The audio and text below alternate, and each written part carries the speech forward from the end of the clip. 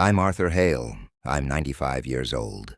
And if I'm being honest with you, I know my time is almost over. My body is tired, in a way sleep can't fix anymore.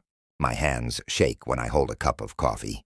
The mornings arrive slower now, and the nights feel longer than they used to. Doctors like to use gentle words when someone reaches this age. They say things like natural decline or peaceful transition. But the truth is simple. I'm dying. And strangely enough, I'm not afraid of it.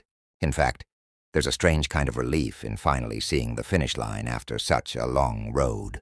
95 years is a long time to live. Long enough to watch the world change again and again. Long enough to see people come and go. And long enough to realize something painful. Many of the people you give the most to will give you the least in return. For 70 years of my life, I gave everything I had. My time, my money, my patience, my loyalty, my heart. And most of the people I gave it to never gave anything back. Some of them were strangers, but the ones who hurt the most, they were my own family. One was my brother, another was my sister, and one of them was my own son. What my son did last year still sits heavy in my chest. Even now, I struggle to believe it happened the way it did. But before I leave this world, I want to tell you something. Not a complaint, not a confession, a warning. Over 95 years, life has a way of teaching you lessons whether you want them or not. Some lessons arrive gently, others arrive like a hammer to the chest.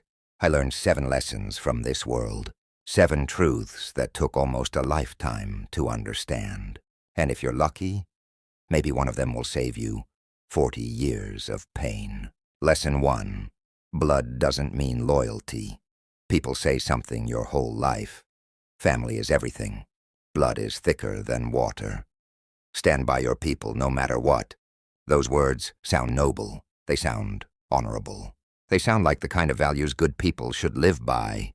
And for most of my life, I believed them completely. But life has a way of peeling the paint off pretty ideas. What I learned, slowly and painfully, is that family can take more from you than strangers ever could. Not because they're worse people, but because they know something strangers don't. They know you won't leave. A stranger has to earn your trust. Family assumes it already belongs to them, and that assumption can become a very dangerous thing. Because when someone believes they're entitled to your loyalty, they stop respecting it. My brother's name was Dale. Back in 1979, he came to me with a problem. He was desperate, he said. He needed money, a lot of it. $14,000. Now back then, $14,000 wasn't pocket change. I had a wife, 2 children, a mortgage, and I was working double shifts just to keep everything afloat. But Dale was my brother, so I didn't hesitate. I wrote the check. I remember the relief on his face when I handed it to him. He hugged me and promised he'd pay me back. Soon, he said. Soon turned into months. Months turned into years. Years turned into decades. 45 years passed. Do you know what happened to that money? Nothing. Not a dollar ever came back. But the money wasn't the worst part. The worst part happened when my wife was dying. She had been sick for months. The doctors had already told us the truth we didn't want to hear. She had weeks left. Dale lived just 40 minutes away. 40 minutes? He never came. Not once. The man I worked double shifts for couldn't spare 40 minutes for the woman who treated him like family. That's when I learned something painful. The word family is not a magic spell. It doesn't transform selfishness into love. And it doesn't turn loyalty into something that must be returned. Sometimes it's just a word people hide behind.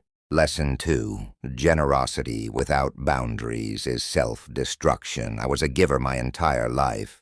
Whenever someone needed something, I stepped forward. Money advice, time, support. If someone called me at midnight with a problem, I'd be in the car before the phone cooled in my hand. I thought that was what a good man did. I thought kindness was something people would recognize and respect. But over time I noticed something strange. The more I gave, the less people valued me. It's a hard thing to admit, but generosity without limits slowly turns into permission for others to take advantage of you. Every dollar I lent without asking for it back. Every favor I did without hearing thank you. Every sacrifice I made without complaint. I was teaching people something. I was teaching them my needs come last. And when people learn that lesson, they begin to believe it. That's not kindness. That's self-destruction. My brother Dale eventually became successful. Very successful, nice house, nice cars, vacations every year. But when life finally turned in his favor, he forgot something important. He forgot the man who helped him when he had nothing. And he wasn't the only one. Over the years, so many people borrowed money from me that I stopped counting. Friends, relatives, neighbors, some paid it back, most didn't. For a long time, that anger sat inside me like a stone. But at 95 years old, anger feels heavy, too heavy to carry anymore. So I let it go. But you still have time to protect yourself. Be generous, but draw a line. Because kindness without boundaries slowly eats the person who gives it. Lesson 3. Silence is agreement. For decades, whenever someone treated me badly, I stayed quiet. I told myself I was being mature. I told myself I was keeping the peace. I believed I was being the bigger person. But silence has a strange side effect. It sounds like approval. When someone disrespects you and you smile through it, they don't see patience. They see permission. Every time you ignore bad behavior, you're sending a message. This is acceptable. Do it again. People don't read your thoughts. They read your actions. And my actions told people something very dangerous. They told them they could treat me however they wanted. My sister Maureen taught me that lesson. I helped her family more times than I can remember. I paid for her children's braces. I paid to fix her leaking roof. When her husband died, I paid for the funeral. Years later, at a family reunion, I overheard something that made my stomach turn.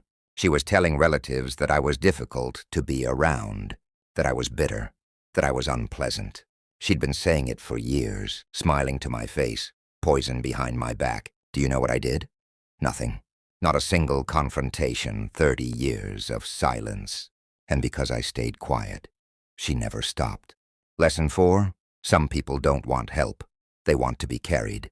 This one took me the longest to understand. But some people don't want to stand. They want to be carried forever. There's a difference between a hand up and a free ride. A hand up means someone grabs your help and uses it to move forward. A free ride means they lean back and wait for the next rescue. His name is Thomas. Over 20 years, Thomas borrowed $40,000 from me, every time it was an emergency, because he was my son. Then last year, something happened that stopped my heart. I was sitting in this very chair, scrolling through Facebook, and suddenly I saw a photo. Thomas, standing on a glacier in Alaska, smiling on a luxury cruise, $40,000 in debt to his father, but plenty of money for vacation. He hasn't called me in 8 months. My son can afford Alaska, but he can't afford a phone call to his dying father. I carried that boy for 40 years. It says leaving is betrayal, but that's not always love. Your patience, your energy, and they disguise their demands as family loyalty. But staying in that situation isn't loyalty. It's loss. Loss of your peace. Loss of your time. Loss of yourself. You can love someone and still refuse their disrespect. You can love someone and still walk away. Walking away isn't hatred. Sometimes it's the last piece of self-respect you have left. I only wish I learned that lesson at 40 instead of 90. Lesson 6. The ones who stay are the only ones who matter. For most of my life, I spent my energy trying to please the people who demanded the most. The loudest voices, the biggest problems, the endless requests. But the older I got, the more I noticed something. The takers are loud, but the givers are quiet. The takers call when they need something. The givers simply show up. Look at your life. Who is still there when you have nothing left to give? Those are the people who matter. My daughter Linda showed me that. Linda never asked me for money, not once. When my wife was dying, Linda drove 4 hours every weekend for 11 months. She sat by her mother's bed. She changed the sheets. She held her hand when the pain got bad. She never complained. She never posted about it online. She just showed up. Even today she calls every Sunday. Not because she needs something, just to talk. I gave decades to people who drained me. I should have given those years to her. She earned them. Final lesson: don't wait until you're dying to see. Clearly dying has a strange effect on your perspective. When time runs out, pretending becomes impossible.